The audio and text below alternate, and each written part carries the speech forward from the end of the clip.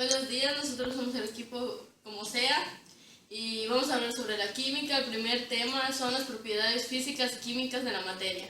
Primero que nada, ¿qué es la materia?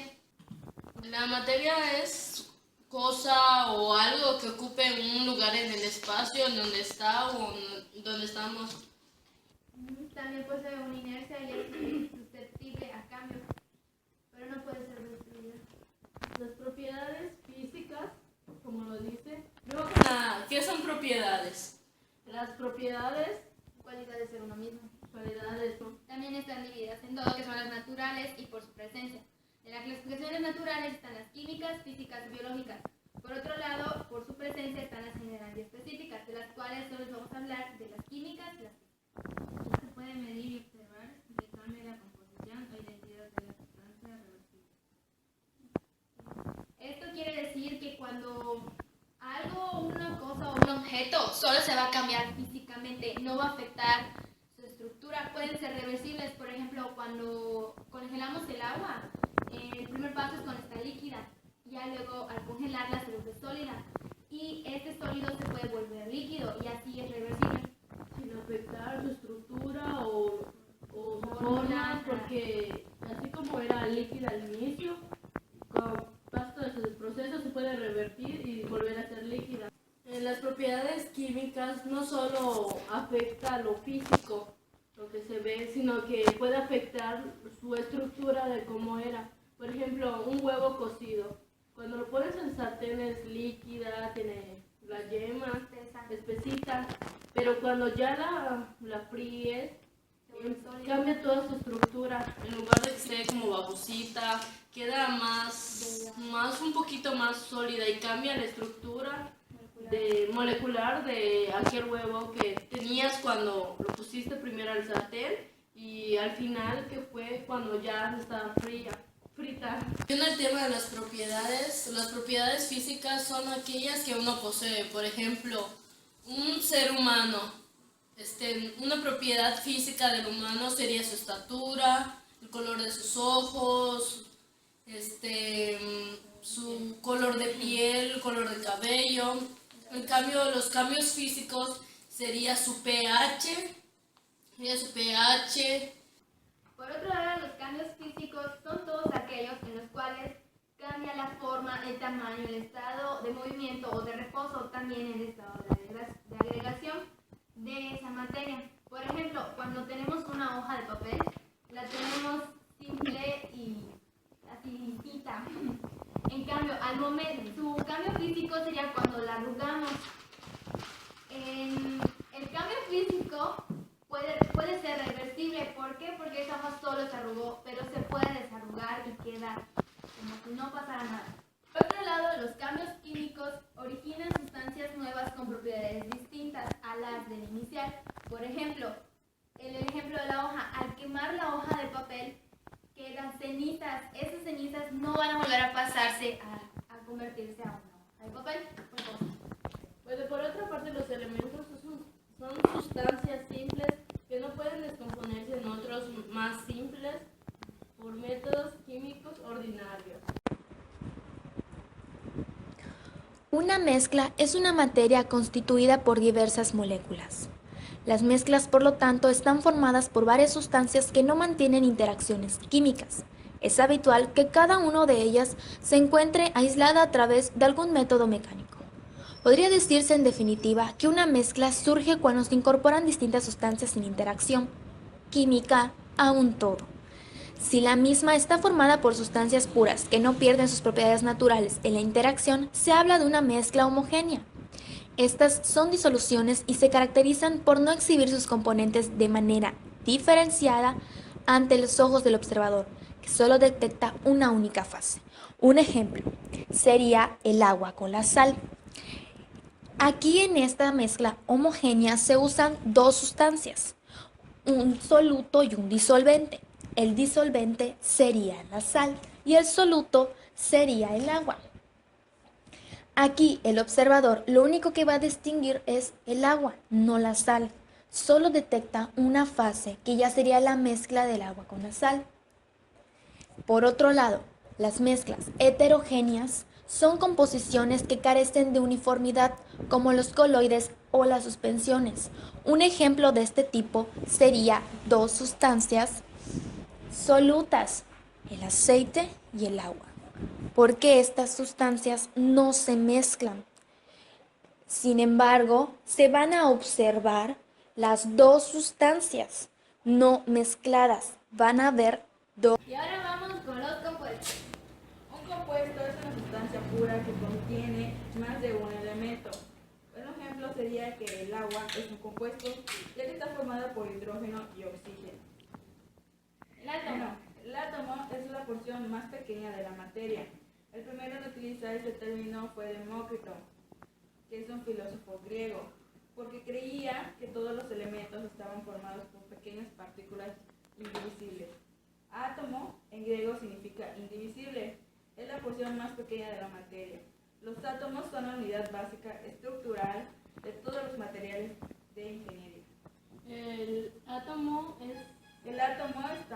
está formado por un núcleo de tamaño reducido y cargado positivamente, rodeado por una nube de electrones que se encuentran en la corteza. Ahora vamos a explicarles En el átomo también se pueden encontrar los protones, los neutrones, también como hemos mencionado, los electrones. En el núcleo de un átomo se encuentran los protones y los neutrones. Los protones tienen una carga positiva y los neutrones, como su nombre lo indica, son neutros, no son ni positivos ni son negativos. En las órbitas del átomo están los electrones, son aquellas que tienen las cargas negativas. Mientras más cerca esté el electrón al núcleo, menos movilidad va a tener. Por ejemplo, haz cuenta que el núcleo es como una niñera. Los electrones son los niños a los que va a cuidar. Mientras más cerca esté, o sea, enfrente estén de la niñera, que sería nuestro núcleo, sería que se comportarían más obedientes. O sea, son los que tienen menos movilidad. En cambio, los que están hasta lo último son aquellos que tienen más movilidad. Cuando un electrón que está cerca del núcleo se pasa a la última órbita o a las órbitas de atrás, no emite energía. Pero sí emite energía, pero no tanta. Pero cuando un electrón que está al final de la órbita pasa al inicio o están las primeras órbitas, emite energía que es conocida como luz. La configuración electrónica nos dice cómo están ordenados electrónicamente los distintos niveles de energía, las órbitas, o lo que es lo mismo, cómo están distribuidos los electrones alrededor del núcleo del átomo.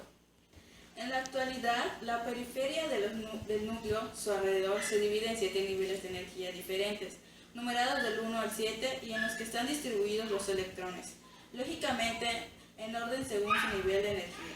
Los electrones con menos energía están girando en el nivel 1, pero además cada nivel se divide en subniveles. Estos subniveles en los que se dividen cada nivel pueden llegar hasta 4. A estos 4 subniveles se llama S, P, D y F. En resumen, tenemos que hay 7 niveles de energía y 4 subniveles de energía que son S, P y D. S, P, D y F. También tenemos que en el subnivel S solo pueden haber como máximo 2 electrones. En el subnivel P, máximo 6, en el D 10 y en el F 14. La tabla periódica es un listado ordenado de la distribución de todos los elementos químicos, naturales y sintéticos de acuerdo a alguna propiedad o característica. Los primeros que intentaron hacer esto fueron Duvernier y Newlands en el siglo XIX. Cronología de la tabla periódica. Los primeros en crear una tabla periódica fueron los científicos Dimitri Mendeleev y Julius Longuet hacia el año de 1869. Bueno, Duvernier en el año de 1829 realizó el primer intento de establecer una ordenación de los elementos químicos ordenándolos por propiedades físicas similar como el color, el pH, el olor, el estado físico, creando triadas Bueno, tenemos como la primera triada litio, sodio y potasio por su pH alcalino, cloro, bromo y yodo por ser gases, calcio, bario y estroncio por su olor blanco, azufre, selenio y telurio por su olor penetrante. Jankowski y Netherlands. En 1862, Jankowski, geólogo francés, pone en evidencia una cierta periodicidad entre los elementos de la tabla. En 1864, Charles Toys y Netherlands, químico inglés, anuncian la ley de las octavas, las propiedades que se repiten cada 8 elementos. La ley de las octavas. Esta ley mostraba una orden de los elementos químicos a los cuales se agrupaba por familias o grupos. Se compartían propiedades muy similares entre sí y clasificadas por periodos de 8 elementos en los cuales las propiedades iban combinando progresivamente. Newland se dio cuenta que el octavo elemento se asemejaba al primero, así como el noveno era similar al segundo, etc. Mayer, en 1830, presentó su descubrimiento de la ley periódica, que afirma que las propiedades de los elementos son funciones periódicas de su masa atómica. Esta ley fundamental fue descubierta en 1869 por el químico ruso Dmitri Ivanovsky-Mendeleev. Mendeleev publicó en 1869 un libro titulado Los principios de la química. En este libro publicó la tabla periódica, en la cual estaba ordenada por 63 elementos conocidos en su época. Ordenó los elementos de acuerdo a sus masas atómicas y la tabla tenía 12 líneas llamadas periodos. Tenía espacios en blanco para los elementos que no se habían descubierto. La importancia de esta persona es que dedicó su vida a estudiar todos los problemas que se encontraban relacionados con él. Luego seguimos con Moseley. Encontró la ordenación definitiva de los elementos a partir de sus investigaciones sobre los espectros de los rayos X. La ordenación correcta de estos la determinó en base a sus números atómicos y establece la ley periódica moderna. Las propiedades de los elementos son una función periódica de sus números atómicos, con lo cual elabora la tabla periódica moderna. Werner aporta algunas modificaciones que permiten que queden separadas las familias A y B. Hace concluir la estructura electrónica de los elementos con su colaboración de la tabla.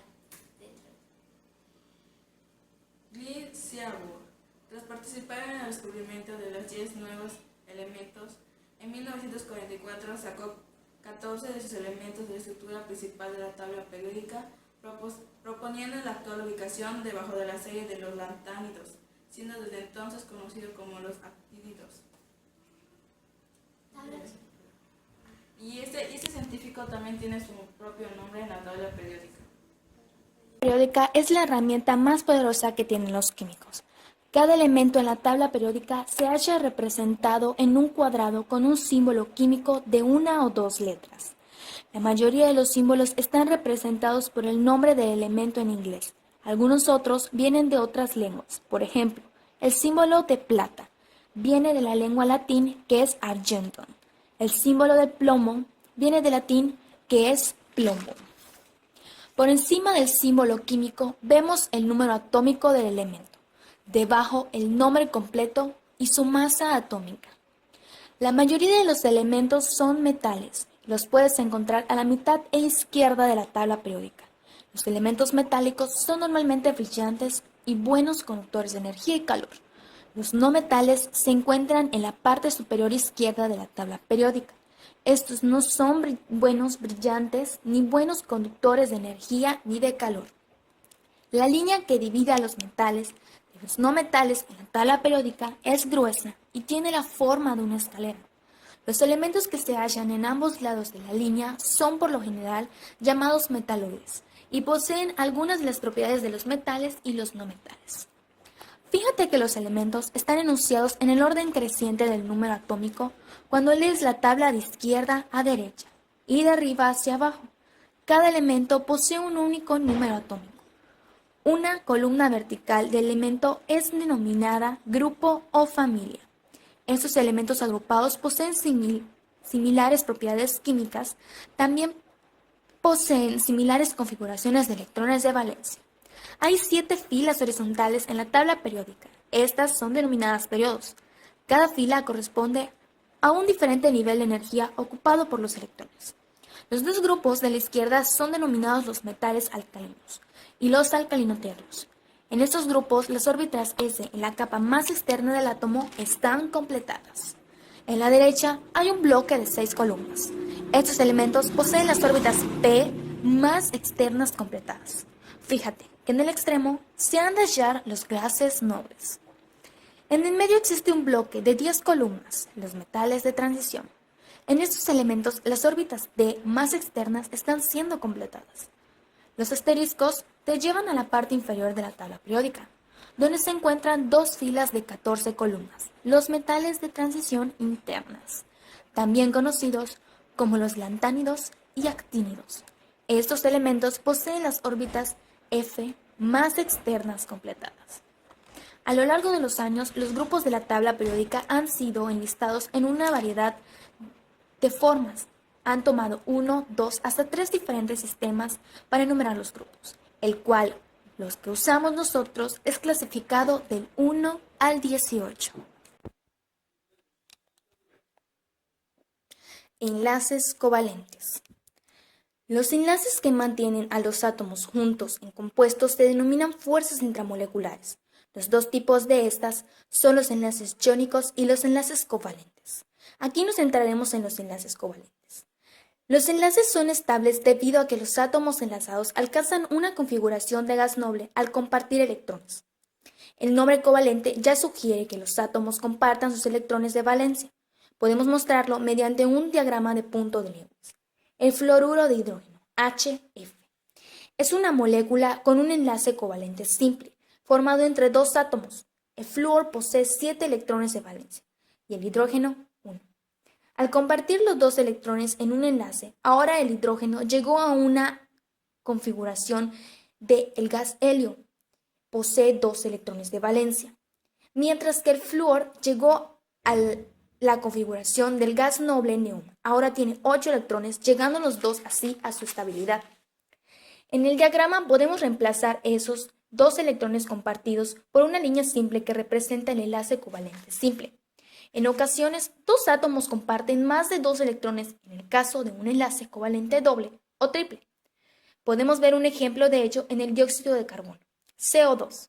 La estructura de punto de Lewis se ve así. El carbono posee 4 electrones de valencia y el oxígeno 6. El carbono necesita 4 electrones más para alcanzar la configuración de un gas noble. El oxígeno solo necesita 2 para lograrlo. Esto se puede conseguir si el átomo de carbono forma 2 enlaces dobles en cada uno de los átomos de oxígeno. Podemos reemplazar los 2 pares de electrones compartidos en el diagrama con 2 líneas rectas que representan un enlace doble. Si son idénticos los 2 átomos en un enlace covalente, poseen exactamente la misma electronegatividad el uno con el otro. El enlace entre estos átomos idénticos se le denomina enlace covalente no polar. Por ejemplo, el hidrógeno existe en la naturaleza como una molécula diatómica, la H2. Los 2 átomos de hidrógeno tiran de igual manera en el par de electrones compartidos en el enlace, con lo cual no hay direccionalidad o polaridad en el enlace. También a los covalentes se le identifica con 2 elementos no metal más no metal. Enlaces iónicos. Un enlace iónico está formado por la atracción electrostática entre 2 iones de cargas opuestas, uno positivo y otro negativo. Por lo general, el positivo es un metal y el negativo es normalmente no metal. Un ejemplo cotidiano es el enlace que forma la sal de mesa, NaCl. Los iones de sodio no positivos son fuertemente atraídos por los iones de cloro negativo. Cuando se juntan mediante un enlace iónico, sus cargas opuestas se cancelan y forman un compuesto que es eléctricamente neutral. Recuérdalo cuando escribas la fórmula de un compuesto iónico. Las cargas totales positivas tienen que ser iguales a las cargas totales negativas, para así formar un compuesto iónico neutral. Podrás escribir la formación del enlace iónico utilizando las estructuras de punto de Lewis. En un átomo de sodio que tiene un electrón de valencia, la atrae el electrón de un átomo de cloro, el cual tiene 7 electrones de valencia. Ahora el cloro llegó a su estabilidad. Al perder ese electrón extra, tiene un octeto completo de electrones de valencia. Al ganar un electrón, cloro ya tiene la misma configuración de electrones que el gas noble argón. Dejando el sodio positivo y el cloro negativo, esto quiere decir que el cloro es más electronegativo. En los enlaces iónicos se conforma por un metal. Un compuesto orgánico es un compuesto químico más conocido como micromolécula que contiene carbono, formando enlaces de carbono-carbono y carbono-hidrógeno. En muchos casos contienen oxígeno, nitrógeno, azufre, fósforo, oro, halógenos y otros elementos. Estos compuestos se denominan moléculas orgánicas. Algunos compuestos de carbono, carburos, los carbonatos y los óxidos de carbono no son moléculas orgánicas. Orgánico es un compuesto químico más conocido como micromolécula. Algunos compuestos del carbono, carburos, carbonatos y los óxidos no son moléculas orgánicas.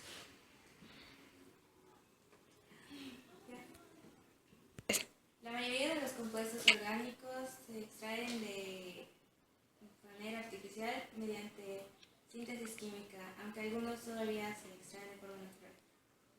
Compuestos inorgánicos son aquellos compuestos que están formados por distintos elementos y su principal elemento no es el carbono.